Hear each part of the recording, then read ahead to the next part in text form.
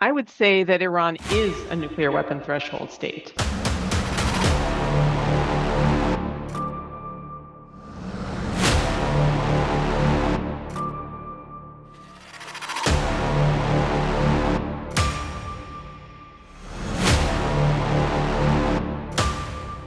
I don't think it's been in the process of becoming for some time, but I think it has arrived. Um, I say that for a couple of reasons. The first is Iran's uranium enrichment program, uh, the expansiveness of the program, the different types of centrifuges that are used to enrich uranium, that a process that can be done quite quickly, and enriched uranium, highly enriched uranium is the material used to fuel nuclear weapons.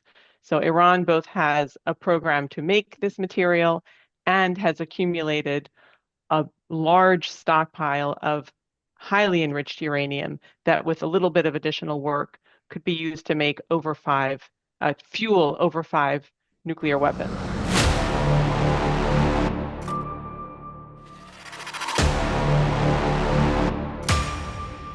There are still additional steps that would be needed in order to make nuclear weapons, but the most difficult part of that process, the fuel for the weapon, Iran has essentially mastered the process, even if it hasn't taken the final step. So that's sort of on the technical side. On more of the strategic side, I would say that because Iran's proxy network, its air defense system, many of the sort of conventional deterrents that Iran had relied on have been badly damaged over the past year. The sort of impetus or motivation to obtain a nuclear deterrent, to actually obtain nuclear weapons in order to protect itself, I think has increased quite a bit.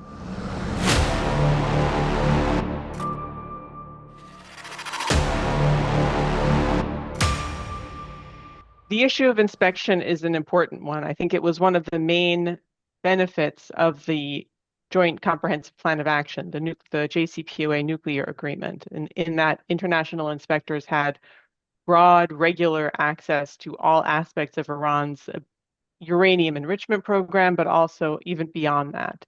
And that has been lost. The part of that loss that concerns me the most is related to Iran's manufacturing of centrifuges, which are used to enrich uranium.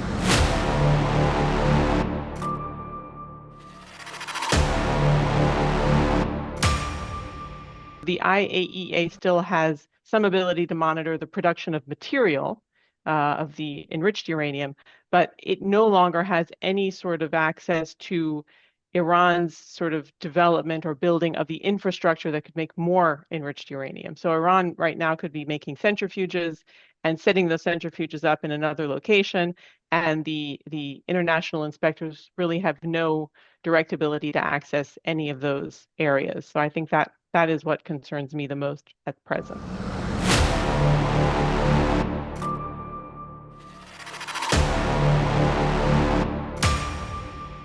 I'm skeptical of a deal of a type that would be sufficiently robust will be achieved, because I think that the two sides are quite far apart on this question of uranium enrichment, which Iran has said is a red line for them. They absolutely need to continue that part of their nuclear program. And the United States has said sort of differing things, but has also said that the latest is that is a red line for the United States, that Iran should not be allowed to continue any kind of uranium enrichment, that the program should be dismantled. So that seems to me to be a very big gap to fill.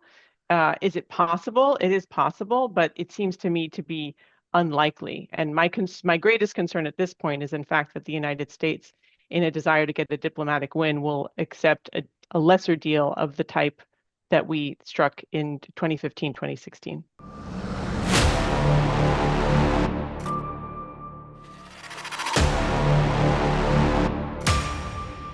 I would consider Iran to be more or less at the point of being able to break out at present.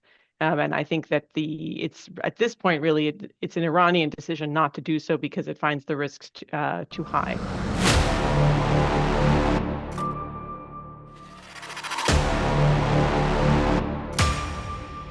I think that the all the available tools short of actual military, expansive military strikes on Iranian nuclear infrastructure. I think all policy tools have been used. I think it's more a question of when they've been used and in what combination and with what kind of coordination. So now we're in a situation where I think, for example, the European parties to the nuclear agreement, which even though it's no longer being implemented, still technically exists on paper, those European parties, I think, are ready to press for a return to previous UN sanctions, the snapback of UN sanctions, are ready to sort of put the pressure on Iran for what Iran is doing domestically, but also for Iran's support to Russia and the war in Ukraine. So there's kind of that dynamic in the European Union.